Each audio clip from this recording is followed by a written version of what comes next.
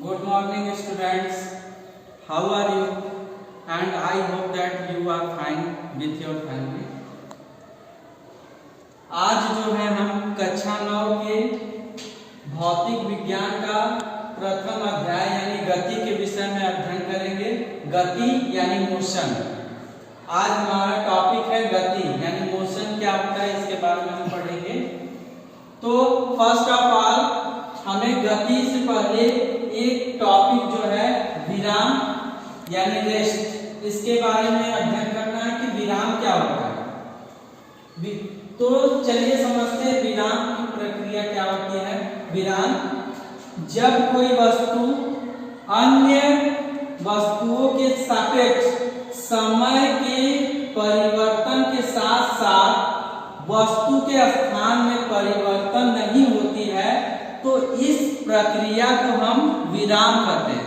For example, जैसे अगर किसी वस्तु के स्थिति में परिवर्तन ना हो किंतु उसके समय में परिवर्तन हो तो वह वस्तु विराम अवस्था यानी रेस्ट में कही जाती है।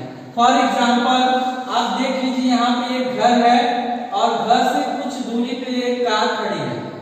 घर से कार की दूरी जो है 10 मीटर है और कुछ समय पश्चात सपोज किया मैंने 5 मिनट बाद जो है ये कार जो है घर से वही उसकी स्थिति में कोई परिवर्तन नहीं हुआ। मतलब अभी मैंने देखा घर से कार की दूरी जो है 10 मीटर है और 5 मिनट पश्चात मैंने देखा कि कार की दूरी वही 10 मीटर है।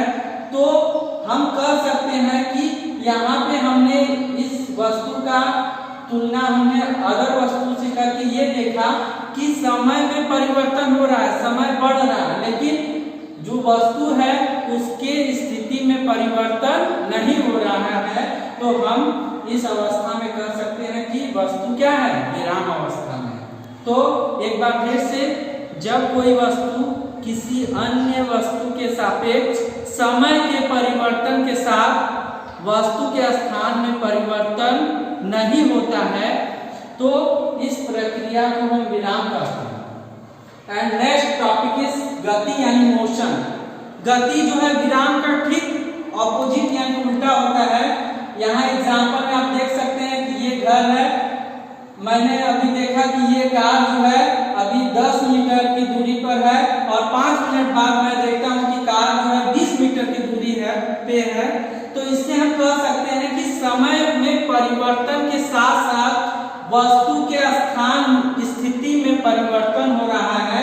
तो इस तरह से हम कह सकते हैं कि वस्तु क्या है, गति अवस्था में।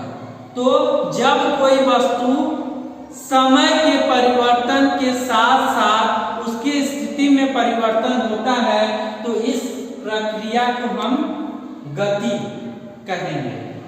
चलिए बच्चों, नेक्स्ट टॉपिक हमारा है गति के प्रकार यानी गति कितने प्रकार के होते हैं।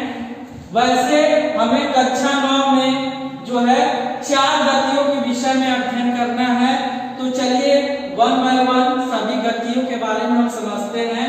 हमारा फर्स्ट टॉपिक है रैखिक गति यानी लीनियर मोशन। रैखिक गति क्या होती है, देखिए जब कोई वस्तु सीधी रेखा में गति करती है, जैसे में ये कार जो है एक सीधी रेखा में गति कर रही है तो इस प्रकार की गति को हम रैखिक गति कहते हैं। वह गति जो सीधी रेखा में तय की जाती है यानी चली जाती है उसे हम रैखिक गति या लीनियर मोशन कहते हैं। सेकेंड, वृत्तीय गति यानी सर्कुलर मोशन। सर्कुलर मोशन यानी वृत्तीय गति आप एग्जाम्पल में ले सकते हो, जैसे सूर्य के चारों तरफ पृथ्वी जो है चक्कर लगाती है तो यहाँ पर पृथ्वी की जो गति है वो वृत्तीय गति है। वह जब कोई गतिशील पिंड या वस्तु किसी वृत्ताकार मार्ग पर अपनी गति को पूर्ण करता है तो इस गति को हम वृत्तीय गति या सर्कुलर मोशन कहते हैं। फॉर एग्जाम्पल में पृथ्वी का सूर्य के चारों तरफ घूमना वृत्तीय गति का उदाहरण हम सकते हैं। इसके बाद दोलनीय गति, दोलनीय गति यानी ऑसिलेटरी मोशन। दोलनीय गति क्या होती है? जैसे आप एग्जांपल में घड़ी का जो पेंडुलम होता है वो अपनी स्थिति से एक बार दाएं तरफ एक बार बाएं तरफ अपनी गति को बार बार इस तरह से दोहराता है। मतलब ये जो पॉइंट है इसको साम्य स्थिति बोलते हैं। इस साम्य स्थिति से ये जो है दाहिने तरफ और बाएं तरफ अपनी गति को बार बार दोहराता है। तो इस प्रकार की गति को हम दोलनीय गति कहते हैं। वह गति जो जिसमें पीठ अपनी गति को बार बार दोहराता हो। और चौथा जो है गति है आवर्त गति, जिसको हम बोलते हैं पीरियोडिक मोशन। अब पीरियोडिक मोशन क्या होता है यानी आवर्त गति, जब कोई वस्तु एक निश्चित समय अंतराल के अंतर्गत अपनी गति को बार बार दोहराता है, तो इस प्रकार की गति को हम आवर्त गति कहते हैं। फॉर एग्जांपल में जो सिलाई वाली मशीन होती है वो क्या करती है कि अपने एक निश्चित समय अंतराल के अंतर्गत एक समय के अंतर्गत ये अपनी गति को ऊपर नीचे इस तरह की गति को ये बार बार रिपीट करती है। तो इस प्रकार की गति को हम आवर्त गति कहते हैं। चलिए अगला हमारा टॉपिक है दूरी। दूरी क्या होता है? जब फॉर एग्जांपल मान लो ये ए बिंदु है, ए बिंदु से कोई वस्तु बी बिंदु तक जाती है। जब कोई वस्तु बिंदु ए पर है, बिंदु ए से बी तक जाती है, तो वस्तु का एक बिंदु से दूसरे बिंदु तक जाने में जो उसके पाथ यानी मार्ग की जो लंबाई होगी उसको हम दूरी कहेंगे। फिर से एक बार देखिए, जब कोई वस्तु एक बिंदु से दूसरे बिंदु तक जाती है तो उसके मार्ग की जो लंबाई होगी उसे हम दूरी कहेंगे। फॉर एग्जांपल में जैसे कोई वस्तु ए बिंदु पर है, ए से बी तक चला जाता है, सपोज किया मैं ये दूरी जो है 15 मीटर है, तो इसकी दूरी हम क्या मानेंगे? 15 मीटर।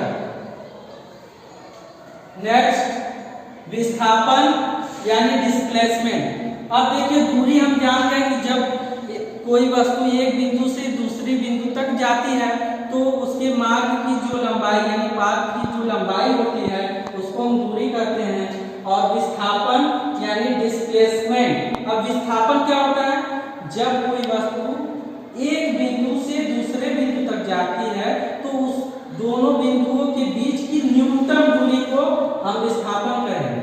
जैसे मैं आपकी एग्जांपल ले लीजिए, मान लीजिए यहाँ ए बिंदु है, यहाँ से एक वस्तु बी बिंदु तक जाती है, तो आप जान सकते हो कि ए से बी तक जाने के लिए इस तरह का यहाँ से होते हुए भी आप जा सकते हैं।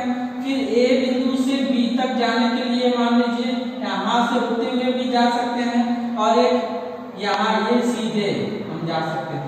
तो हम अपने से ये समझ सकते हैं कि जो ये दूरी होगी ए से बी बिंदु तक जाने में वो अधिकतम होगी, ये भी अधिकतम होगी, और ये जो है ये दूरी कम होगी। तो हमने अभी क्या पढ़ा? विस्थापन क्या होता है? दो बिंदुओं के बीच की न्यूनतम दूरी को ही विस्थापन करते हैं। जैसे मैं एक एग्जांपल यहाँ लेता हूँ मैं, जैसे यहाँ ए बिंदु से कोई आदमी चलना प्रारंभ करता है, ए से चलता हुआ बी तक आता है। जब कोई आदमी ए बिंदु से चलता हुआ बी बिंदु तक आता है, ए से बी बिंदु तक की दूरी 3 मीटर है। फिर बी से सी बिंदु तक जाता है तो बी से सी तक 4 मीटर की दूरी हुई। तो अगर मैं यहाँ विस्थापन ज्ञात करूंगा तो देखिए दूरी अगर मैं ज्ञात करता हूँ तो दूरी यहाँ ए से सी तक आने में दूरी जो है 3 मीटर ये हो गया और 4 मीटर ये हो गया, 7 मीटर दूरी।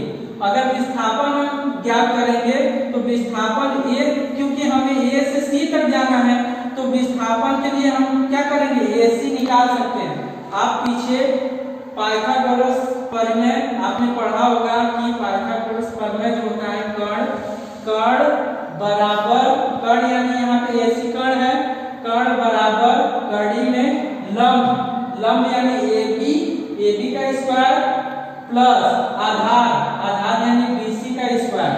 तो AB हमारा 3 है प्लस BC हमारा 4 है, तो 3 का वर्ग करूंगा मैं 9 होगा और 4 का वर्ग 16। 9 और 16 को मैं प्लस किया तो कड़ी में 25 हुआ, 25 का वर्गमूल 5। तो देखिए अगर A से C तक इस रास्ते से अगर हम जाते हैं तो दूरी 3 और 4 7 मीटर होता है, और A से डायरेक्ट हम C तक जाते हैं तो दूरी हमारा कितना होता है 5 मीटर। तो यहाँ देखिए A से C तक इस मार्ग से जाने में 7 मीटर की दूरी हमने तय की, और यहाँ A से डायरेक्ट C तक हमने जाने में 5 मीटर की दूरी तय की। तो इस तरह से यहाँ पे विस्थापन जो है हमारा 5 मीटर हुआ। समझे बच्चों?